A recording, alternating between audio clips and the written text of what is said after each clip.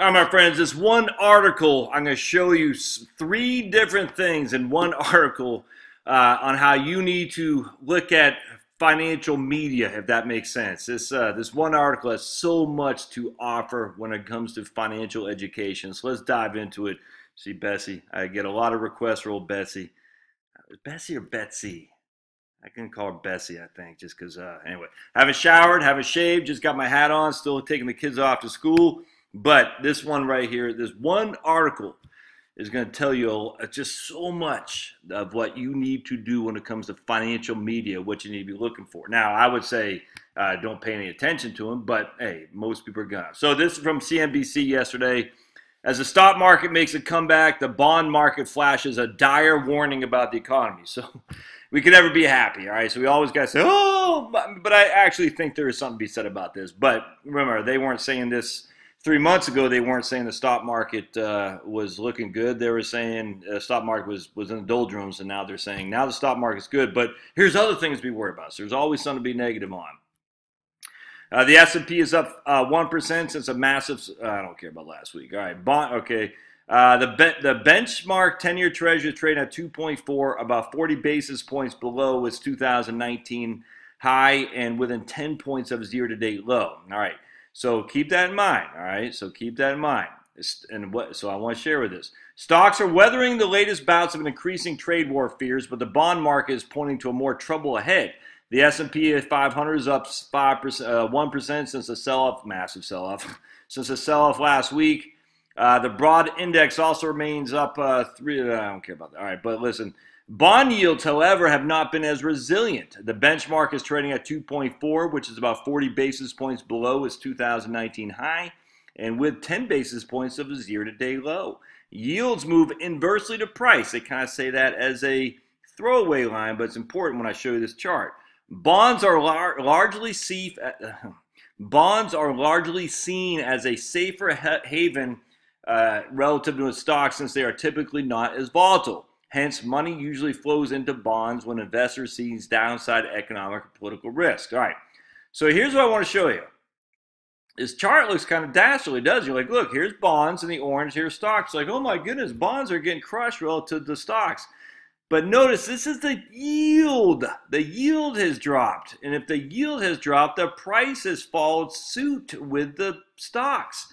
So when they're saying that the bond market with the low yields is showing signs of dire warning, that just means the price of the bonds has gone up. But the price of the stocks has gone up as well, if that makes sense. So how do you square that circle? You're like, okay, the bonds have gone up, the stocks have gone up, but the bonds are showing dire yield because more people are buying bonds, thus the yields are going down. That's the insinuation. And there's some legitimacy to that. Absolutely. When bonds go up, the yields go down, which is exactly what's happening here. But this chart is very misleading. It's just showing a 10-year Treasury note, the yield, versus the stock return. And it's just completely, they're just not, I don't like putting those two charts in one category, but I get what they're trying to say. Here's Ned Davis research. I'm a fan of Ned Davis. We have continued to see bonds as the better descriptor of the current fundamental environment, evident in our overweight allocation of bonds and underweight allocation of stocks. So obviously this guy had missed out a nice run on stocks, but if he had overweight allocation of bonds, he did just fine because bonds are up too. I mean, this is the issue here. The bonds and the stocks are both up nicely. No other way around that. The problem is bonds, there's no benefit there anymore simply because you're only getting 2.4 in a 10-year. That's it. Let's see. Escalating trade war. Dire economic implications have sent bond yields lower globally. And I like how he uses the word dire. And of course, they put that in their headline because it was dire. It made me click on it. I mean, it's clickbait. Talk about China trade. We talk about the Trumpster. Okay. The events help the 10-year Treasury. Okay. We don't care. Remains to be seen how the latest round of tariffs will affect the global economy data to come. The trade war worries will most likely remain a negative. I just can't take it. Stocks now here. Okay, so that's number one. Number one was I don't think is a good gauge to look at the yields versus stock returns. I just don't think that makes sense. If you're going to look at returns, look at the bond returns versus stock returns. Yeah, I'd even look at the bond yields versus the dividend yields of the S&P 500. But either way, here's something else though. Part two of what you can learn from this. Stocks are up about 21% since late December, when everyone was telling us the stock market was, in destitute shape. This guy from Beaumont Capital Managers. Oh, yeah, right here. This is what we'll talk about. However, the market's gains have not been broad-based and have come from unusual places. Dave from Haviland from Beaumont Capital Management points out that transports, small caps, and mid-cap stocks have not hit record highs this year. Meanwhile, only 4 sectors within the S&P 500 have made all-time highs: tech, consumer discretionary, defensive stalwarts, real estate, and utilities. We think there are some chinks in the armor. If you look at those 4 sectors and you get the go-go growth of discretionary tech, which is basically FANG, Facebook, Apple, Netflix, and Google, then you have the more conservative, higher-yielding real estate and utilities walking alongside them. It reminds me a bit of 1998 and 1999, when about 10 companies, about half tech and half healthcare, kept dragging the S&P 500 ever and ever higher. The overall market conditions did catch up to them, and they rolled over. Man, I remember that. And that's why the Vanguard Healthcare Fund was booming back then. I tell you, the guy Ed Owens from Wellington ran the Vanguard Healthcare, and everyone they closed it. Vanguard did. Everybody wanted in, and healthcare and tech were what was booming. It was just kind of, I'm telling you. And then, of course, that wasn't a broad market gain. It was a few stocks and a few stocks only. But this has happened historically. The stock market, the gains in the stock market are premised on not that many stocks, which is why you need to be in the index. Have the index, because all it takes is a couple and you're going to be fine. But if you miss those couple, you're not going to have it. You're just, my man Meb Favor did a research on this, or at least he cited a research that showed you like 5% of the stocks are account for essentially all of the growth since 1926. That's nuts. And if you didn't have those 5%, you made no money.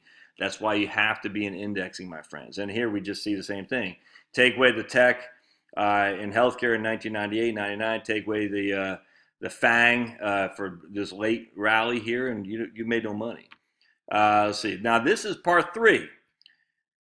This guy points out that while stocks are up sharply this year, money has been leaving equity funds all year. According to data from ICI, with Investment Company Institute, about $135 billion have been pulled out of stock funds in 2019.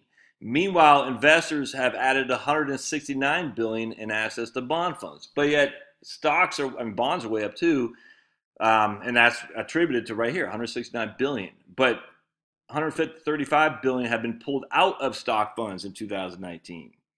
Does that make sense? Because stocks are way up too. So bonds are way up because the money's going into it. Stocks are way up because the money's coming out. So either one of two things is happening here. Either we're missing the second part of this equation. 135 have been pulled out.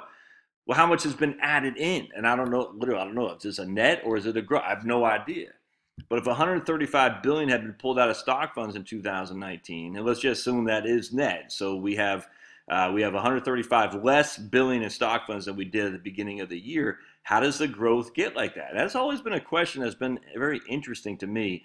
You got 135 billion being pulled out, and yet the stocks are way up. Well, it's because those 4 sectors. But are they? Really? Is that what's driving the stock funds way up? Because 4 sectors? Because the 135 billion being pulled out was pulled out probably from those stocks too. So it's just an odd thing here. It's just, again, shows you can't just follow. And Morningstar does this, and other firms do this as well. We're going to show you the additions, what's called the net flows to the funds. So if we have net flows coming out of the funds, that indicates that investors are bearish, and that's usually the most important time not to be bearish. And if we have net flows into the funds, that indicates investors are bullish. That usually means the most important time not to be bullish, to be in the contrarian. But here we have 135 billion being pulled out, and either we're missing the other side of the equation, how much is in, or that's net. I don't know. But at the end of the day, the market for the first 5 months is up, 21%. So how does that, again, you can't just watch the fund flows, which is why that Dalbar study just, drives me crazy, because it just talks about fund flows, and it presumes how those fund flows affected the average investor. You just can't make that presumption. The outflows from stocks and inflows to bonds, another sign that bonds have been sending the right message, not stocks. All right, well, who knows? At the end of the day, I don't know. You don't know. But 3 things to learn from a basic media projection of the dire nature of the markets. Don't look at stock returns versus bond yields. That doesn't make any sense. I mean, in terms of in a chart like this, remember you have to, like that right there. I just don't like that chart. It's very misleading unless you dive into it. If you dive into it, it's fine. But I don't think a lot of people will. Secondly, you have to have the index. If you miss just a few stocks, you're not going to make any money in stocks. Buy the index and be done with it. And thirdly, don't look at fund flows as any kind of indication of what the market is going. You just can't tell. We have huge negative net flows, again, presumably for stocks, and yet the stocks are up. The S&P 500 was at the start of the year 2,500. Now it's at 2,900. So how do you square that circle? I just don't know. All right, we'll see you next time. Subscribe and smash.